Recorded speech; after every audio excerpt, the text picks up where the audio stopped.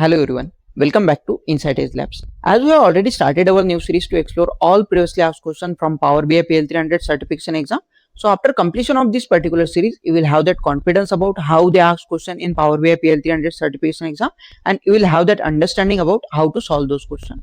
Still, if you have any doubt, any question related to the Power BI PL300 certification exam or related to the Power BI, you can drop your message in the comment section. So let's try to continue with our next question. To solve this particular question, they have given you the scenario. In the scenario, you are designing Power BI data model that contains two tables named as customer table and another one is customer details tables. Each record in the customer table has at least one corresponding record and possibly multiple records in the customer details tables. So this is the scenario they have given you.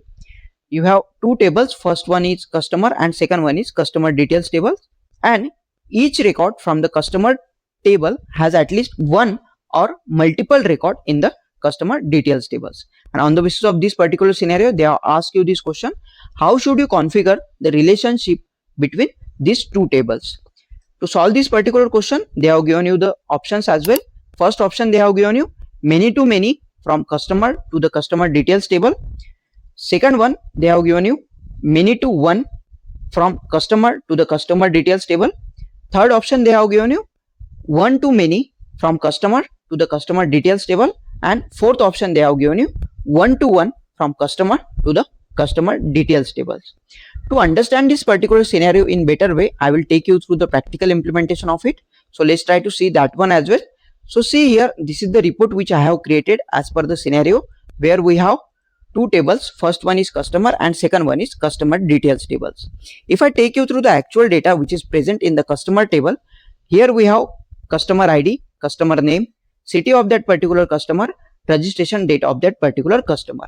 If you observe carefully, here we have unique customer, and for each and every customer we have unique customer ID. Now if I take you through the data which is there in the customer details table, so see here we have detail ID, then we have customer ID, then we have product which that particular customer has ordered, then we have quantity, then we have amount of that particular product. Now if you observe carefully, here we have multiple record for the same customer ID, or sometimes we have only single record for the same customer ID. Now for example, the customer ID which is 1001, we have two records. Same for the 1002, we have two record. Same for the 1003, we have two records. But for 1004, we have only single record. So this is the data which we have. Now we'll try to create relationship in between them. So this is the customer table and this is the customer details table. I will click on manage relationship, and here I will create new relationship. So from table I will take customer, and to table I will take customer details table. So this is the common column which we have, that is nothing but customer ID in between both tables, and it has taken one to many relationship, and cross filtering direction it has taken as a one, and this is active relationship.